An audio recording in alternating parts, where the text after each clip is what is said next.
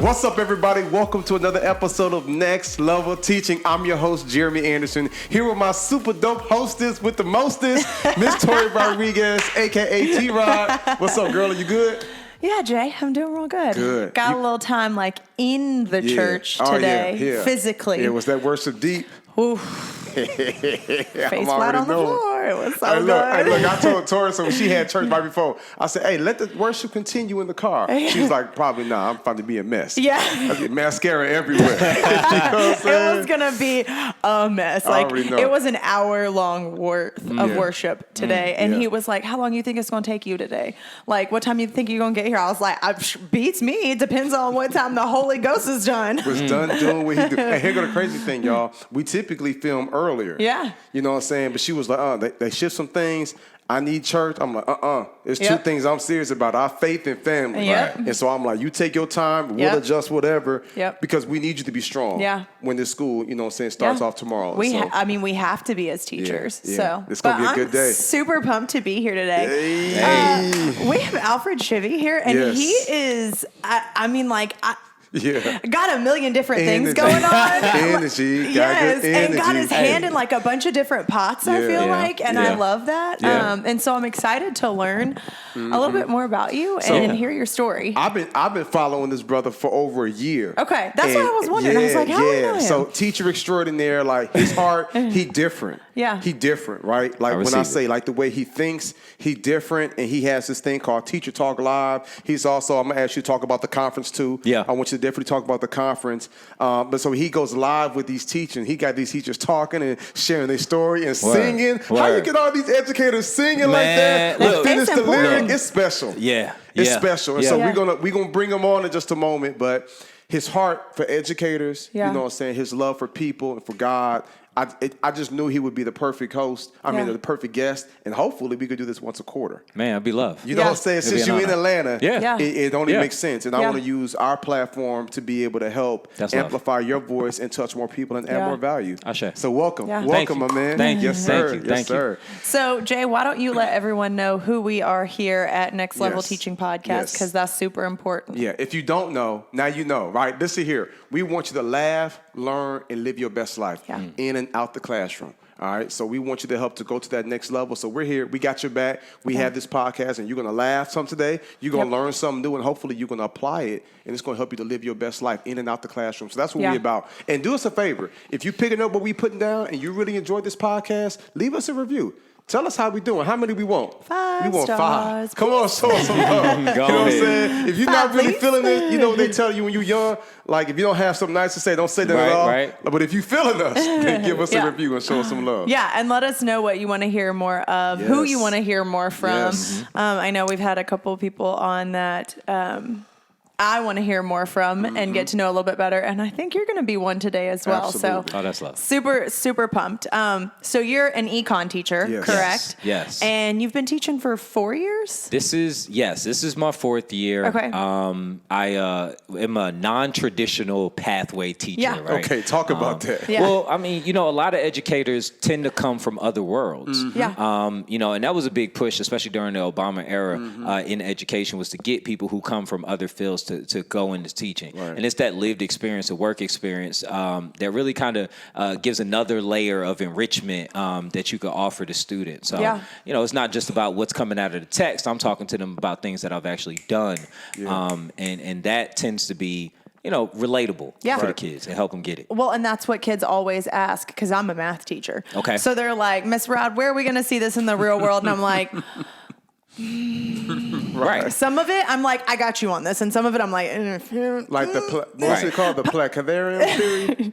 I think he's gotten worse at it. Pythagorean. He made up something right there. He's getting worse at it every single time. What's it called, though? The Pythagorean theorem. Yeah. His name was Pythagoras. Pythagoras. Yeah, that's his name. Oh, one of the Greek gods? Yes. Okay. Yeah. So he was a Greek mathematician. Yeah, that came up with this. So the gods was doing math too. That's deep. Okay. I'm thinking of Zeus. You know what I'm saying? That or they got it from Egypt and claimed it. Truth. Boom. Y'all wasn't ready for that one. You know what I'm saying? Okay, so tell me, how did you get started in education? What led you to teaching? Man, actually, I think everything else led me away from teaching. Ooh. I think it's really the other way around. I come from a legacy of educators. Okay. My father is a high school econ teacher, actually out here in DeKalb County. Nice. Now, do you do high school, middle, elementary? I'm high school. Yeah. Okay, you high so school I teach too. high school seniors. Wow. So, my scholars are young adults. Yeah. Truly. Many of them, 17, 18 years old. They might have missed that. I'm sorry. He didn't say his students. He said his scholars. Continue. No, for sure. I love it. Yeah. But my my father was an educator, and many of my aunts are educators. Like my before that, grandparents. So it's just something that has always been in our family. And then before that, our family comes from, the gospel, comes from of the cloth. So we have many pastors and many ministers in my family, my grandparents. Still a teacher. And that's the part, right? So like in Black culture, typically your preachers were also your teachers. So it's just something that's in the blood. And I think I tried forever to run away from it. I remember hearing how much my father made as a high school teacher when I was in high school. That wasn't encouraging. And I was like, man, I ain't never gonna be no teacher. What? Yep. You know what I'm saying? So, and sure enough, here I go. Wow. But you know what, Right. though? Here at the Next Level Teaching Podcast, we believe that being an educator, teacher, counselors like that, in that realm of education, that is not a occupation or a career. That's a calling. Yeah. For sure. So you was running from the calling and then finally answered the calling that was on your life. But you know what, though? The truth is that when, before, like I was talking to you before the show, we were, I was a BET Freestyle Friday Hall of Famer, and I was in the entertainment world and doing hip hop.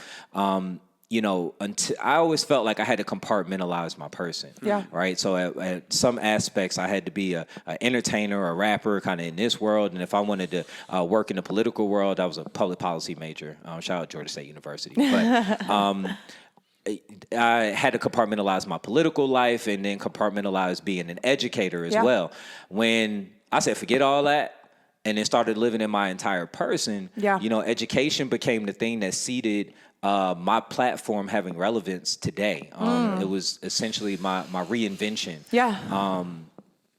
As being the teacher that uses hip hop in the classroom, that, is rapping or singing or chilling, that has the IG presence, that, is on social. And, it's all of those things when they started to come together, like, it was like, it changed the game. So like now it's kind of put me in a position where, I teach because I want to. Yeah. It's not, teaching does not keep the lights on the way that if you want to live a certain kind of lifestyle, that it will. Yeah, it's true. And most teachers got hustles. Yep. Right? Almost all teachers got hustles. Hello? Right? Got a couple. And if your hustle can be around education. Yep. And you can be a benefit added to the community of educators throughout the country and the world, truly, because in the world we live in now, it's so small now. Yep.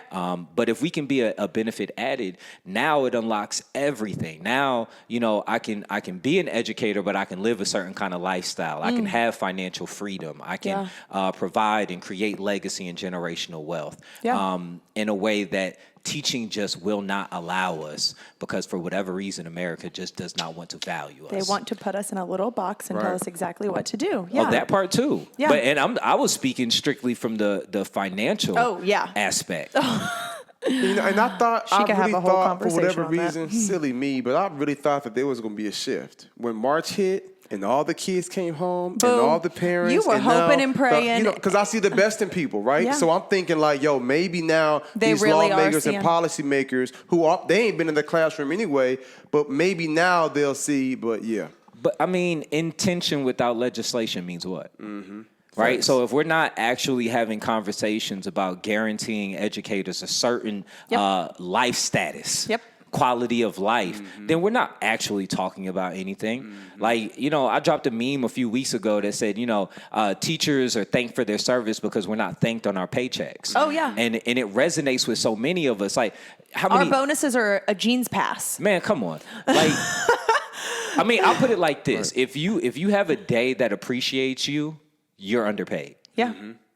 And so this, you know what I'm saying? Preach. Like, and that's exactly what education is, man. Like, you know what I'm saying? Like, nobody has been talking about having what I'm calling for, which is a national teacher minimum wage. Yes. By the way, that I believe should be at least $75,000. Amen. Right? So, and that doesn't necessarily work for all educators in all places. Probably adjustments for if you live in California and LA or New York City or whatever the case may be. But no educator should work in a school district that you can't afford to buy a home in. Thank you. And I think that that's the conversation that I've been having with some of my friends recently, because a lot of my side hustles right now are not possible because of COVID. And so I'm struggling financially. If I'm going to be, I mean, I've been honest with y'all about everything else, so why not this too? Right. We go with the mental health, so let's go financially. Right. And I was talking to some of my friends about, you know, what they do. And one of my friends said that the starting salary at her company is what I am finally making as an 8th year teacher. How is that okay? How is that okay? And how can I not afford to pay my mortgage and on a townhouse, like, and not even anything fancy, 750 square feet, y'all. We talking about a little baby thing, right? Not a baby thing. Okay. It's a tiny little house, but I love it and I'm blessed with it. I know that. Correct. But like, I can barely afford to live with that and my student loan. Come on. I mean, let's talk about Come that. Okay, on. so you want me to get a degree in something that now puts me in a box where this is the only thing I know how to do now because this is what I went to college for.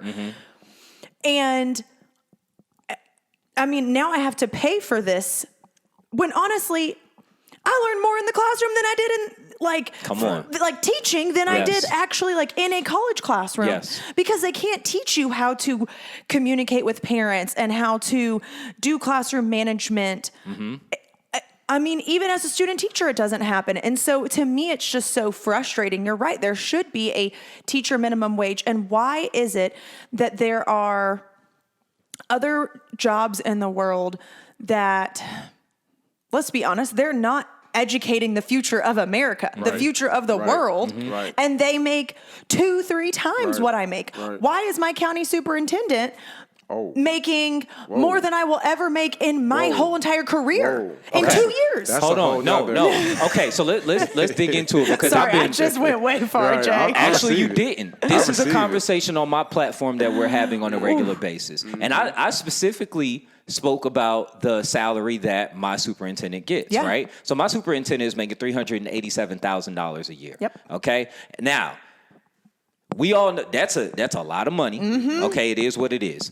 But on top of that, he gets a $1,500 housing allowance. He gets an $800 car allowance. He gets his benefits paid for. So what is he getting paid for? His cell phone, his landline, his fax machine, like his, you know what I'm saying? His retirement. They have a travel allowance. What is this? Listen. Where are you traveling to, boo? The other side of the county? Our superintendent makes an annual salary of one of our educators in 1 month. Yes.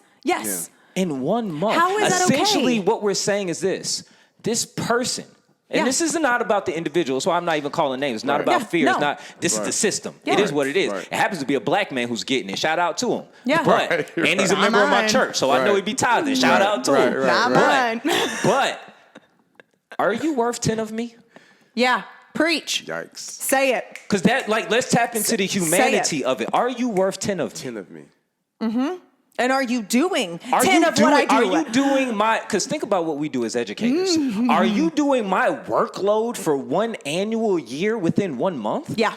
And I think what hurts a lot of people is when they find superintendents that don't even necessarily come from education. Yes, that's the, how dare that's like how the dagger dare you turn school systems be run by people who have never taught a day in their life. Well, and not even that, but like how, like, you are so far removed from the classroom. Like, I have gotten a couple of emails this school year that I just have to laugh at and delete and pray about so I don't lose my ever-living mind, because I'm like, you are so far removed from the classroom that you have no idea. They're like, well, during the students' 10-minute computer break, like screen time break. Are you in person or virtual or hybrid, or what do you? I am concurrent, simultaneous, whatever you want to call it. I'm doing both at the exact same time. Can we talk about that too? Yes. Yeah. And then we got to talk about. Because I don't even think we asked a question yet. I think we just okay. this is light. So my bad. Yeah, you good. So, but my question is, like, how are you going to sit here and send me an email and say, well, you can take a 10-minute break too? I'm sorry, I have children in the classroom with me. I have to clean desks in between classes. I have to watch the hallway. What you want me to do during that 10-minute break for myself? You are so far removed that you have absolutely no idea what is going on in my classroom. And so how dare you make 10 times what I will ever make? And I think that if teachers got paid more, they wouldn't trip if you got paid 8 times more. No, and that's the thing. I ain't saying pay him less. Right. Pay us more. But pay me more. Right. So let's be clear to all the superintendents watching this. We happy that you're making $120,000 or $347,000 a year. That's we ain't mad at something. you. It's the system that's in place. Well, why we making 40, barely trying to get by, and the max you gonna cap out is around 55. Like that's the problem. Yeah. And so y'all know how we are, Tori. We are about solutions here. Yeah. So we vented it. We've aired it out. Yeah. I'm wondering, has it ever crossed your mind? I want you to talk about the conference y'all just had because that was super dope, especially during the pandemic. But I want you to talk about, have you ever seen something in the future where you could put together a conference or training to say, hey, educators, join this conference. We're going to help you explore some ways that you can monetize your gift outside of the classroom. 100%. Because there are so many educators that when I be speaking, and y'all know I don't mind saying if I don't know something. Yeah. I had our speakers call this morning, and some of them are educators, and they're going to be motivational speakers. I'm like helping them transition. And they asked me a question. I'm like, I'll have an answer next Sunday. So if I don't know, I'm man enough to say I don't know. So when they ask me if I'm speaking for a conference, they're like, you know what? How can I supplement my income? I'd be like, let me get back with you. Yeah. So talk to that. Yes, please and I don't do. know, talk about the past conference you and your friends did. And then do you see an angle where you can help them create a space where educators can come and learn and say, you know what, I can't cook. Yeah. So maybe I could do this or that. Yeah. No, I think, well, first I want to tap in on what you're saying. That's something that has been heavy on my spirit, and man, the way divine order works sometimes, that we would be in this place and that this question would come up. Educators, like we said, all have hustles. The biggest issue that I find with other educators is we don't, number one, understand equity. We don't understand ownership. We don't understand business. We don't understand monetizing ourselves. We don't understand the value of our talent. Yeah. Amen. We give it all away. We give it all away, and too often. In fact, I see educators so often give away their IP, their intellectual property, to schools and school districts. I'm talking about stuff that could get them free. Yeah. That they just be giving away. When they be writing curriculums. I'm telling you. I talked to some that's like, yep, the last 4 years, we wrote the whole curriculum for the school. And I'm like, no, you might want to put something in writing that says you own that. For the little paycheck they get. Yes. Meanwhile, they go into McGraw-Hill and Princeton Hall and all these other folks. And the Jeremy Anderson group. You know what I'm saying? But our curriculum is written by 10 extraordinary educators. Come on now. Yeah. Come on and now. And they get paid well off of it. 100%. Matter of fact, I could probably say, I hope he don't mind me saying, but Joel probably got about 10, 15 grand just this year alone off of the curriculum and him working with us and others. And so Dr. Boyce, and so I'm just, And that's the thing though, right? Is that those educators, and even look, they get a job opportunity with you. But see, they need to turn that into a business opportunity and not a job opportunity. See, the problem with a lot of educators when we get opportunities to work with other people is that we don't seek partnership. So let me tell you this, Joel, Dr. Boyce, if you watching, shout you out. He's a local principal. And I looked up on Instagram and my man was like, bro, I'm so inspired. He got a whole curriculum writing company that he's created. Boom. So his thing is, yep, I've worked with you. I've connected him with some of my partners that's doing some work, not even in the educational space. Some of them are just in different fields. And so he's like, I've been writing curriculums for schools for years. Some of these top companies, let me go ahead and create something separate, and I own all of that. And I'm like, brilliant. And now he needs to be consulting and being paid for it as a business and not just a job. And that's different kind of money. that's the stuff that changes the game. And so that kind of leads me into what we were talking about with the conference that I did over the summer, right? So shout out to my my partners, Wade King and Hope King, right? Wade and Hope King. Man, Wade and Hope, man. And Hope and Wade. That's the way it flows, right? Yeah, you got to say Hope and Wade. Hope and Wade. But they have reached out to me over the summer. They had been tapped in with my platform and seen some things that were going on, and they were like, "Yo, we would really love to get you to come do a presentation on one of our upcoming conferences." And I was like, "Man, that sounds like a really dope opportunity. But how about we partner and do an entire conference?" You know what I'm saying? And that choice, that decision, that intentionality of knowing who we are as brands, knowing our value, and not being afraid to demand it. To ask. That's I'm gonna need some help with that. For some of y'all watching and listening, that's that one pivot. Yeah. We say always grateful, but never settle, right? And so he could have been like, yeah, I would love to. You know what I'm saying? Can I get paid like $5,000? Okay, great. I'd love to speak and be a part. But he was like, I'm building a brand. You came to me for a reason. Let's work together. And then they saw the value within him. Right. You saw the value in what they were doing, and it was a beautiful relationship, and now it's a partnership. Exactly. I love it. And the thing is that we did good work. Right? So it's not even a money grab.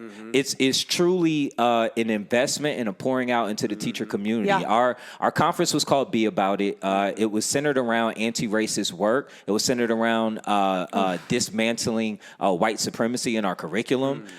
It's tapping in on some really touchy things that a lot of folks are afraid to tap into. And so to see, they have a platform called Get Your Teach On, which is huge. It's one of the biggest, teacher conference platforms in America, period. And I would say one of probably the highest quality teacher conference platform out there. They do a great job at what they do. Yeah. But their audience is predominantly white, predominantly female. Yep. And the truth is that we cannot continue, especially as black people and brown people, to have conversations about race and racism and not be talking with white folks. Thank you. Right. It just makes no sense. Like, black folks always congregate with each other, spill out and vent, and it's part of the we deal with a lot of racial trauma, so it's therapeutic for us to do so. However, it ain't going to shift things the way that we need to if we don't break out of our silos. Right. So can I ask a question in that? Because I just had, it wasn't major, but it still hurt me. Because I'm brown. How do you then, when you do have that conversation and there's pushback as an educator, how do you respectfully disagree? With who? With your boss. Well, first off, I don't play by respectability politics. Okay. Right? So, I think everybody walks how they feel comfortable walking. But I've learned that my walk is to be that of sheep. There's sacrifice that I have to make in being very intentional and clear and gritty about some of my words. Yep. So when it comes to making people feel good or comfortable about some of these tough things, too many people are doing that. Amen. It's time for somebody to shake the table. Yeah. It's time for somebody to call it exactly what it is and dig into the systemic portion of it and get rid of all the fluff and how we feel. Right? So if someone is having a disagreement about something that I'm discussing, whether it be about race or policies or things in schools, we're going to be talking specifically about things that are tangible, quantifiable, things that we can take action on, whether it be policy or legislation. So if we want to disagree, it's going to be about that. But when it comes to seeing the humanity in other humans, you can't disagree about how someone feels. I could care less about that, about how whether or not I said it in a tone or a way that's going to work for you. At the end of the day, we're going to do right by people. Yeah, and I say for you, we got to protect our peace and energy. So it's right when you're here, if you don't have that, because I know there's some times I was doing some stuff with family. I'm like, I don't have the bandwidth or the energy Facts. to deal with this. Yeah. So I'm good. Yeah. Like, I ain't really got to even see you no more. Yeah. I'm finna pray for you early in the morning, but like, I'm past Yeah. it. You feel Right. me? Because Right. I'm like, I got too much I got to put out here. And so you might have to just. But what do you do when that's your boss? Oh, yeah. Do you see what I'm saying? Okay, so all right, backstory or a small short story. I used to work in Gwinnett schools. The policy in Gwinnett schools was that when they had the national walkout against gun violence in schools, you remember that a few years ago? The policy of that district was that students would be reprimanded, suspended, expelled, whatever. It was something would happen. They get written up if they chose to walk out. Okay, so now. That was a problem for me. All right. So my father was a Panther, Morehouse graduate, NAACP dude. Like, you know what I'm saying? Like, I grew up marching Million Man March here in Atlanta back in the 90s. Like, I've been marching my whole life. Not standing up for that was not an option for me, right? Yeah. So that was a non-negotiable. Now, this is me before doing conferences, before having my own clothing line, before being an entrepreneur. Like, this is me living on straight teacher salary on a provisional. I was getting $27K. Ooh, you're a provisional. Yikes. Okay. Okay, that's worse than teacher pay. Yep, I know that life. Mm-hmm. That's, man, for y'all that don't know, man, that provisional pay is just... It's rough. Yeah. So I did pay my dues. But anyway, so I took that risk then in teaching my students about John Lewis and Good Trouble. Yes. You know what I'm saying? And basically telling them, look, you do what you do. Have an attorney set up, ACLU, outside for them when they go out. So if someone tries to write them up or whatever, that their First Amendment rights are protected. Yeah. And that's also the time when I went ahead and handed in my pink slip and said, listen, this is not for me. Yeah. It's not an environment that I want to be in. Yeah. And I walked on faith and not my bank account. Ooh. Yikes. Hold on a second. So one of our slogans is teach by faith and not by sight. My man said I walked out on faith and not my bank account. Straight up. That's deep. That's deep. And too many educators are walking on their bank accounts, and that's why we don't move anything in education. Amen. If we all, like, look at teacher pay. Look at the fact that we're having this whole, being put on the front lines of trying to revive Trump's economy. Yeah. By pushing us back into schools. Yep. Right? So now we're being put out there, but look, if we all sat down and said, listen, ain't nobody going in. Yep. Ain't nobody logging on. Yep. Ain't nobody doing nothing until we get this teacher minimum wage, until we get a housing allowance, until we have a provision that says that every teacher will be able to afford a home, a median price of value of a home in the neighborhoods that they teach in, until we have, all the things that we need in place for educators, nobody should move. Now, if the NBA can break the will of America. Facts. Why can't we? Why can't and we? that's the problem is, like, think about what we do as educators and think about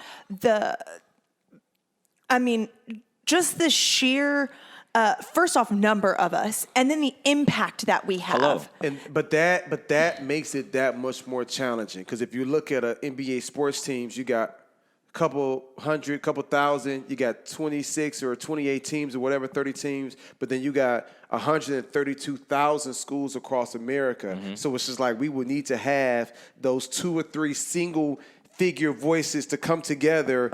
You know what I'm saying? Because when that happens, that's a wrap. I stand by the you. legislation is going to get pushed in. 100. Everything else will pause. We're going to have to figure this thing out. These people are not playing, but it's like getting that strong enough unified voice. But listen, systematically, they've done so many things to break the possibility of it, right? We live here in Georgia, man. It's a right to work state. You can't even legally union here. Yep. You know what I'm saying? Yep. Like, okay, so then I love how he laughs about the it, thing 'cause is, it's like, all right, so boom, do. what do you do about those educators that might lose their job? Right. Right. For it. Right. You know what I'm saying? Right. Like, where are our millionaires and billionaires to create a teacher bailout fund? Yes. Right. If we really would do something like Yes. that. Let me tell you right? something. What if one of the candidates was like, yeah, I'm going to do this and I'm going to do that.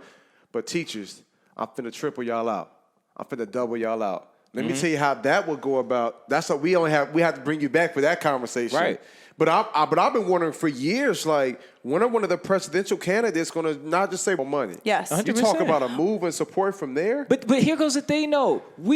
People look at putting money into education like you just dumping it into a hole. The reality is if you put more money into education, and let's say you're able to pay teachers better, a lot of those great minds that we have that go into engineering, that go into social media engineering, that go into IT, that go into medicine, that go into law, they'll be going into teaching. And that's the problem. Okay? Well, and then what happens is, as we have greater minds go into education, it becomes a more competitive field. You're going to bring in more men. Mm-hmm. You're going to bring in more black and brown men, which is something that we always say we want. Yes. Right? And you will have less of a need for our prisons. Mm-hmm. Our police departments, our militarization of our cops. It would be less necessary because without crime, without poverty, you have less crime. Yes. Yeah. You know what I'm saying? And that is truly it. Is there are so many phenomenal teachers, especially this year, that are like, peace, I'm out. Oh, yeah. We just had one that dipped out from my school last week. Friday was her last day. She said, bye. If my school chooses to go back in person, I'm done. Yeah. Let me tell you, I just spoke yesterday for a national virtual, well, it wasn't a national conference, it was for the state of Georgia. So they basically had all of their year 1 to year 5 teachers log on, and they put together a special conference, and I spoke for them. And you know what they wanted me to do? Was make sure that they don't leave the classroom. 100%. They like, yo, they struggling. They came into it. They answer the call. So then give us love what to we teach. need, though. They like, but Jeremy, they are struggling. You know what I'm saying? And give them a word so that and some of them are virtual, all virtual. You know what I'm saying? Because it's whole state. Yeah. And some of them are in and some of them it's a mix. But that's a real thing. Yeah. Like a lot are just like, it's not. I don't feel safe. Yep. I don't trust it. It's not possible. Like, I don't want to give this to my parents or something like that. Like, I don't know what these kids is coming home and what their parents is doing. And like, I don't make enough yes. And that is part of the issue, is that I don't make enough to make up for all of that stress, or to pay for all of the stress and anxiety that comes from it, all the doctor's appointments, the medication, the therapy, the whatever it is. I got a 4-year-old son. Does that mean I now have to put him into daycare? Mm-hmm. To be exposed to other kids whose homes I don't, you know what I'm saying? Yeah. Like, now it's just a whole nother level of disrespect. Yes. And blindsidedness to our humanity. Well, but I think that truly, if they would just change our pay, and I love that minimum wage for teachers, what you were talking about, it would become a more competitive field, a field that people actually wanted to get into. We are a profession, yes, and we are, I mean, not paid we should be treated just like doctors, just like lawyers. Engineers, we should be treated just like those people, because our status is that important. We are some of the most important people in the United States of America when it comes to our future, and yet we're not treated like it. Correct. Yes. And that is, I think, for most teachers, that is the issue right now. Yeah. When the pandemic hit and everybody was talking about essential and first responders and firemen, I'm like, y'all better mention teachers. Yeah. I'm waiting for it. Who you think had they crusty behind when they were doctors and engineers and attorneys before they little snotty nose butt? Like, who you think had them before? You know what I'm saying? Like, they were some little bad behind jerks. Yeah. You know what I'm saying? With little bad attitudes, a little smart. Yep. We groomed them and shaped them. Y'all groomed them and shaped them to be who they are today. Yeah. Yep. So before they got to college and then went to grad school and law school and medical school, So you who welcome, do you think helped to folks. guide them? Right. But that's So I love the idea, man, of you all going further in the conference and you all being able to say, hey, here's an event where you can come and we're going to bring us some specialists. Yeah. Like, if you had like just 8 to 10 educators that's all doing really, really well financially. For sure. Because one might have a clothing line, and one might have a bakery, and one might have. But why we gotta have something extra? I'm just saying. A dance studio. Well, until then, because if we can't change that legislation, and we got to have the right lobbyists in place, like it's a lot. And then even so, it might not even be nationwide. It'd probably be something easier where the state of Georgia would say. I think it's both. And then too, let's not ignore that there are some educators where they side hustle is education. Mm-hmm. Right. So there's a lot of educators where they're making money through what they're doing on social, but don't necessarily understand how to monetize their influence. Yes. And so people need to be coached on that as well. Yeah. Also, teachers are PD to death. Oh my gosh. Like right now, like I swear, we got more meetings than we ever had before. Yep. And this is not the year for that. Right. Okay. There's so many trainings about nonsense. And two, a lot of times schools are very blind to the talent that they have in-house. Yes. Yeah. What? We literally had somebody coming on teaching teachers at my school about how to use social media to engage students. And I'm looking at them like, are you serious? Right. Right. Now, I'm one of the largest teachers on social. Really? I don't say that to brag, but like seriously, like I have a lot of impact. And I built my platform here at our school. Yeah. Right. What? Yeah. And so I feel like, personally, a lot of that responsibility. You remember the conversation we had when I was on your Teacher Talk Live. Mm-hmm. And I felt like a lot of that responsibility is on the actual individual to put themselves in the position with the branding to let the world know this is what I do. Because it might not always register.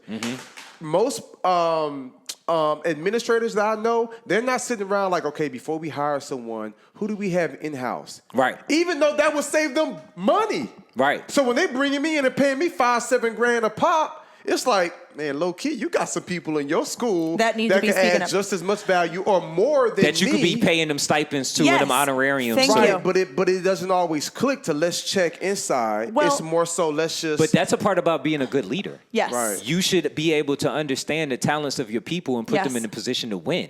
Right. And, but at the same time, but again, if we know they not going to do that, then what we have to do is put ourselves in the position to say, I'm out here, holla at me. Boom. And if you don't bring me in, some other district, some other state's going to do it. Yeah. Just like we don't know what legislation going to get passed, but we not going to sit back. And I'm going to tell you right now, me and Tori support you on what you're doing today. Love. But if we can help these people say, hey, until they bring in a minimum wage, until you get 60, 70, 80 grand a year, these are some ways where you can make an extra 20, 30, 40 grand a year. You know what I'm saying? And so that's kind of my thoughts. Well, and from a teacher's perspective that has had people come in and then has also had teachers from our school present different staff developments, to be honest, a lot of times I've preferred our teachers that have come into us rather than people that are coming from the county or people that are coming from this strategy. Because I'm like, Ryan will tell you there was one strategy that we had come in at our school one time and we were like, why are these folks here?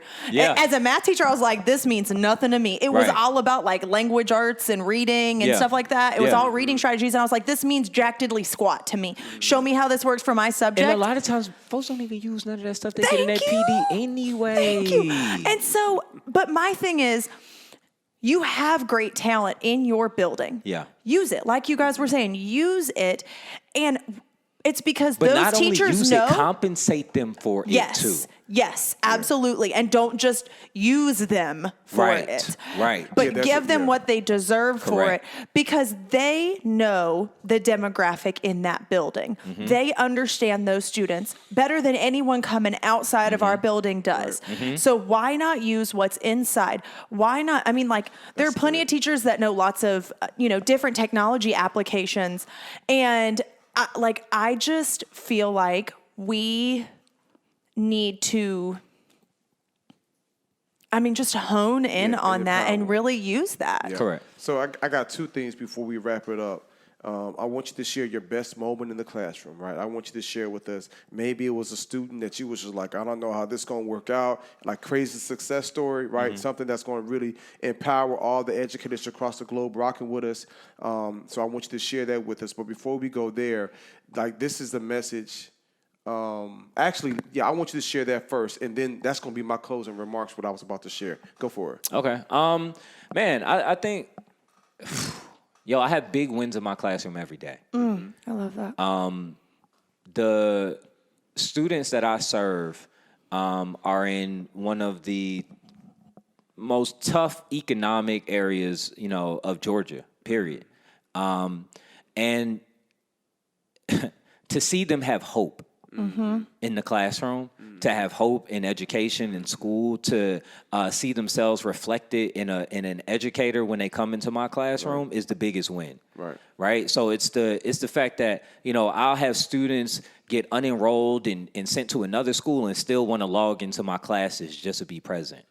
Or students that when they graduate, are purchasing a home right out the gate.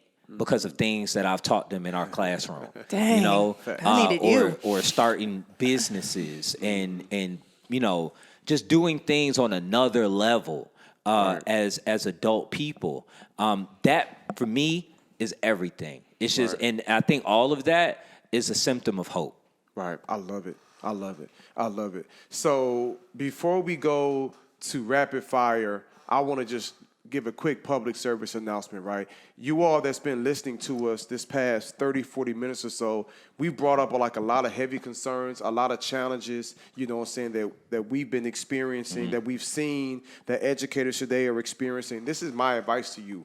Until they see your worth and value, until they see how amazing, how powerful, how dope, how dynamic, how talented you are, until they see it, I want to make sure that you all see it, and I want to make sure that you all make sure that they see it. Does that make sense? Yeah. I want to make sure that educators across the country today, you're having some real hard conversations with yourself. Like, what other talents, what other gifts do I have? How can I add more value to the school system or to other people's lives? Like, how can I continue to compensate, you know what I'm saying, for this minimum wage that they've been giving me? Like, you have more inside you. So until they recognize your worth, until they recognize your full value or compensate you for it, I want you to start asking yourself, what can I do to help bring in additional resources for my family so you can focus on generational wealth, right? So you can focus on being able to do more for your family. That way, because I'm tired of I remember when I first started speaking about 10 years ago, I was telling teachers, like, when you get out of school, you go get your nails done once a week. They was like, homeboy, you don't get it. Right. We ain't got no money to get my nails done. But I believe in this new season. That's a birthday thing. Right.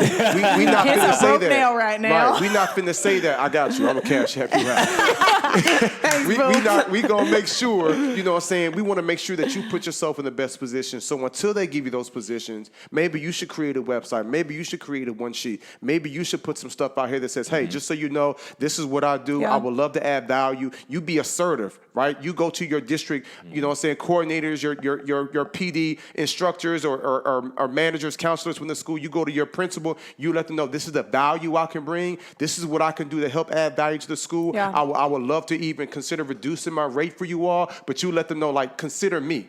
Right? Consider me. I told success, consider me. You giving success to everybody else. I want to be successful, doggone it. I want to go out here and win. And so I had to get to a point where I started saying, hey, this is what I can do. And here's the reality. And this is no disrespect to all you amazing educators watching this and listening to this, but I'm killing it in the educational space. I'm adding hella value. But I believe many of you could add the same value and more, because you've been doing this for 10, 25, 10, 15, 30 years, right? I can't teach you how to do a lesson plan, right? I'm not on that, but I'm showing you how to connect with the hearts and minds of these kids and how to not give up. So I know if I can do it, you can do it too. So I just want you all, I know our listeners heard the conversation. That thing got heavy, and we could have probably went a few more hours, you know what I'm saying, off of it. But we wasn't just venting. We want for you to go out here now and really make that connection and really ask yourself, like, what more can I do? And my calling for those who thrive in the education space but don't come from the education space is that they have a responsibility to position other educators to win the same way that they are. Yeah. Right? Because then otherwise what's different than being a culture vulture? You know what I'm saying? Like, it's a responsibility to really create platforms for other educators to eat. Like, I'm talking about to be your neighbor eat. Straight up. Yeah. Straight You know up. what I'm saying? Because there's a saying, what your boss will never pay you enough to be their neighbor.